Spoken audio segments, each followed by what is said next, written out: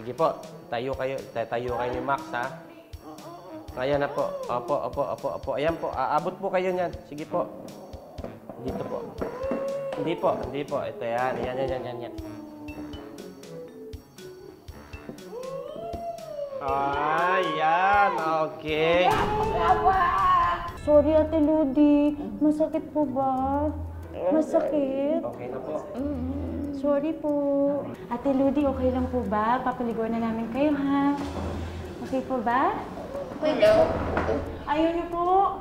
Sige na po. Okay po yan. Kailangan paghaluin ang mainit at malamig na tubig ni na Lola para hindi sila lamigin. Sige na, Lola. Kailangan niyo po maligo. Ito po. Pwede, Lola. Okay, no? Pwede lang. Na-stress talaga ako Sobra. sa pagpapaligo. Nakita kasi ko. never ko yan ginawa sa buong buhay ko. Ay, hindi ganyan! Oh, yan! Ay, hindi man! Ba't ba ulit-ulit niya sasabi, mali yung ginagawa mo. So parang feeling ko tuloy mali yung ginagawa ko. Sarap, oh. Hindi gaya namin ni Max na hirap magpaligo. Tila minamani naman ito ni Ate Remy.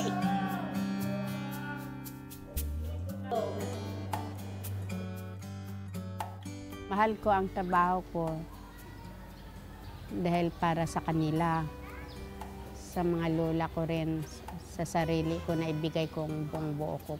Mahigit 30 taon nang naninirahan si Ate Remy dito sa Maynila. Bata pa lang daw, ninais na niyang makarating dito para magkaroon ng magandang buhay. Sa katunayan, tinustusan nga niya ang sariling pag-aaral para makapagtapos sa kursong education. Pero sa hindi inaasahang pagkakataon, nabago ang direksyon ng kanyang tinatahak mula kasi ng alagaan ni Ate Remy ang mga lola rito. Sa kanila na raw niya nakita ang kakontentuhan sa kanyang buhay.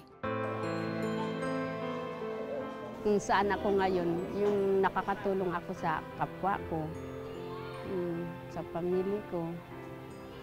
Ang sabi kasi nila, mahirap daw pagtanda. Kung sa akin, mahirap daw magtanda na walang pamilya. Next naman, papaliguan na natin si Lola Imelda. Let's go. Ayan, si Lola Imelda. Lola Imelda!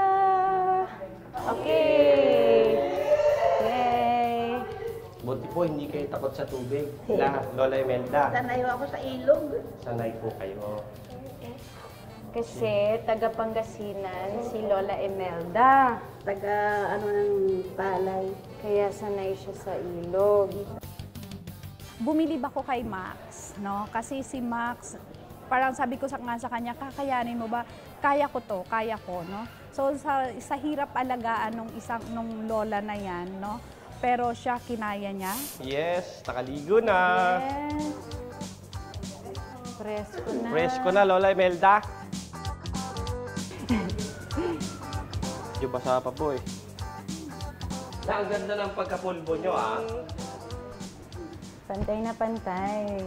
Parang si Snow White lang. Okay. Ito yung pagkain nila, pag breakfast, porridge. Oo, tapos ulam. Porridge na may ham? May ham. Pero kay Lola Aluja, wala siya kasi hindi niya gusto minsan yung ham. Vegetarian siya. Ayun.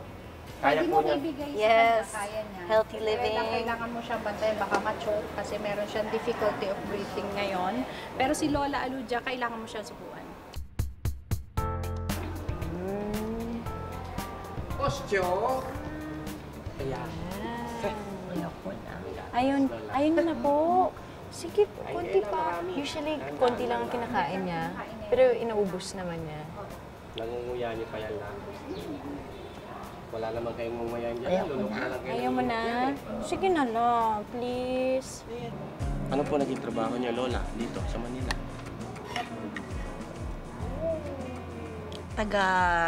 Hatid ng bata sa school. Oh. Hatid sundo.